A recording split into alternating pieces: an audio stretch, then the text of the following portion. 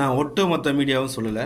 ஆனால் இந்த ஆளுங்கட்சிக்கு விலை போன கேடுகட்ட எச்ச மீடியாக்கள் இருக்காங்க.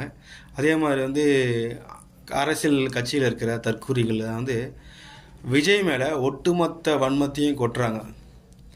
அவங்களுக்கெல்லாம் ஒரே ஒரு வேண்டுகோள், நீங்கள் இப்போ என்ன வன்மத்தை கொட்டுறீங்களோ அதை அப்படியே கண்டினியூ பண்ணுங்கள். ஏன்னா நீங்கள் எவ்வளோக்கு எவ்வளோ வன்மத்தை கொட்டுறீங்களோ அவ்வளோக்கு எவ்வளோ மக்கள் பார்த்துட்டு தான் இருக்காங்க. ஏன்னா ஒருத்தன் மேலே எதுக்கடா இவ்வளோ வன்மத்தை கொட்டுறாங்க அப்படின்னு மக்கள் சிந்திக்க ஆரம்பிச்சிட்டாங்க. ரெண்டாவது, ஒருத்தர் மேலே பர்சனல் அட்டாக் எவ்வளோ வன்மமாக இருந்தால் அப்படி செய்கிறாங்கன்றத மக்கள் பார்க்குறாங்க. ஏன்னா அரசியல் கட்சியில் இருக்கிறவங்க அவங்கள பற்றி பழசெல்லாம் தெரியாது, மறந்துட்டாங்கன்னு தெரியல. பட் பேசக்கூடாது, அது நாகரிகம் அப்படின்னு நினச்சிட்டு கம்முன்னு இருந்தோம்.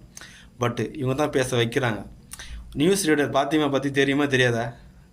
அந்த லேடியை கடத்தி கொண்டு போய் வச்சு சீரடிச்சாங்க, அட்டம் டு ரேப்.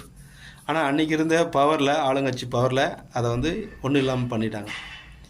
அவருடைய மன்னவர் சின்னவர் சொல்லுவாங்களே, ஒரு நடிக்கைக்காக பால்டைன் குடித்தார். இன்னும் நிறைய விஷயங்கள்லாம் இருக்குது. அதுக்கப்புறம் இந்த சாட்டன் ஒருத்தர் இருக்காங்களே, அவர் என்ன பண்ணுறாரு, ஏதோ எங்கள் அண்ணி சங்கீதா அவங்களுக்கு தான், இவர் தான் ரொம்ப அவங்க மனசு எவ்வளோ வேதனைப்பட்டிருக்கோம், ஒரு பெண்ணை எவ்வளோ வேதனைப்பட்டிருப்பாங்க அப்படின்லாம் சொல்லி ரொம்ப ஒரு அனுதாபம் சொல்கிறாரு.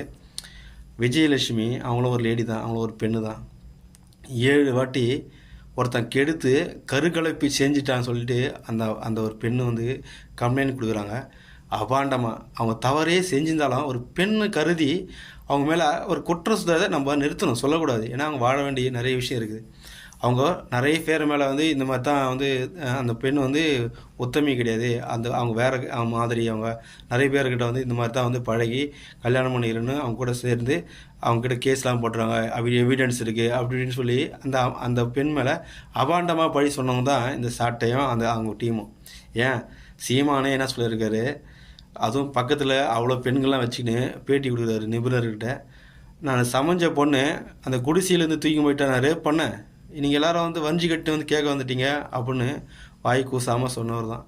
இந்த மாதிரி எல்லாருக்குமே பர்சனல் இருக்குது. அதனால் யார் பர்சனலையும் அட்டாக் பண்ணாதீங்க. தேங்க்யூ.